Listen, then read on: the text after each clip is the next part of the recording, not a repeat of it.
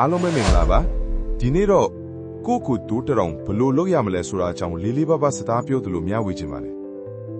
တိုးတက်ဖို့ဆိုတာလွယ်မလွယ်ဆိုတာမဟုတ်ပါဘူးတကယ်အသတိပရှိတဲ့ self development ဆိုတာကတော့တနေ့ကတည်းကတနေ့ပိုကောင်းဖို့လုပ်တာပဲတဲ့ကိုကိုနားလဲဖို့အရင်ဆုံးအရေးကြီးဆုံးကကိုကိုနားလဲဖို့ပါတွန်းတက်ချင်တယ်ဆိုရင်ကိုဘလို့လူလဲဆိုတာသိဖို့လိုတယ်ဘာတွေကတင့်ကို inspire လဲဘာတွေကစိတ်ညစ်စေတယ်ဒီလိုသိလာရင်ကိုယ့်အသက်ဘယ်အရာတွေကအကျိုးရှိမလဲသိလာတယ်တခုပဲ suggest လုပ်ချင်တာနေ့တိုင်းအချိန်တစ်ချက်ခန့်ဆိုင်ပြီးစာအုပ်လေးထဲမှာကိုယ့်စိတ်အနေနဲ့ရေးပါသိမချစ်လဲရတယ်တခေးခေးနားလဲလာမယ်နှစ်ပါနိုင်တတ်မှတ်ဖို့ပါ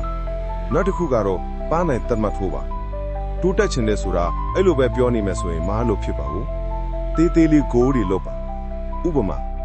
နေ့စဉ်စာအုပ်ဆဲစာဖတ်မယ်အင်္ဂလိပ်လေ့ကျင့်ဖို့30မိနစ်ဆိုင်မယ်သို့မဟုတ်ဖုန်းတိုင်း2နာရီအောက်ထားမယ်ဒီလို goal တွေကကိုယ့်ဘဝကိုတဖြည်းဖြည်းပြောင်းစေတယ်လွယ်လွယ်နည်းနဲ့စပြီးတိုးတက်လာမယ်3သင်ခန်းစာအသစ်လေ့လာဖို့ပါတိုးတက်ချင်ရင်ပညာသိပ်မရှိဖို့မလိုပါဘူးအရေးကြီးတာကအသစ်တစ်ခုတော့လေ့လာဖို့ပါ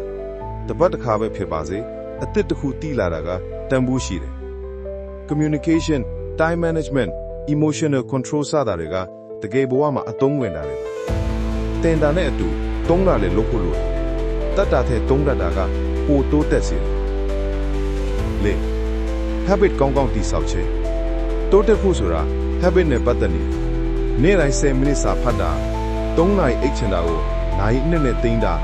နေ့စဉ်တက်တောင့်အောင်စိတ်အေးနဲ့နေဖို့တနေ့100ခိုင်နှုန်းပြောင်းလဲတာပဲဖြစ်ပါစေတနေ့အကြာမှာတော်တော်ကြီးကွာသွားတတ်တယ်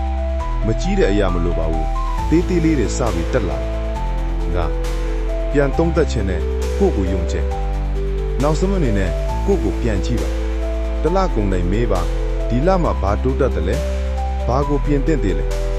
တခါတရံမအောင်မြင်တာတွေလည်းရှိမယ်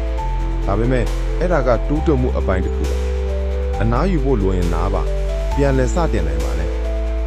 အရေးကြီးတာတစ်ချက်ကိုယ့်ကိုယုံပါမနေ့ကထက်တနည်းနိုင်ပိုကောင်းလာတယ်ဆိုရင်အဲ့ဒါကတိုးတက်မှုပါတင်တိုးတက်ဖို့စတင်နေပြီ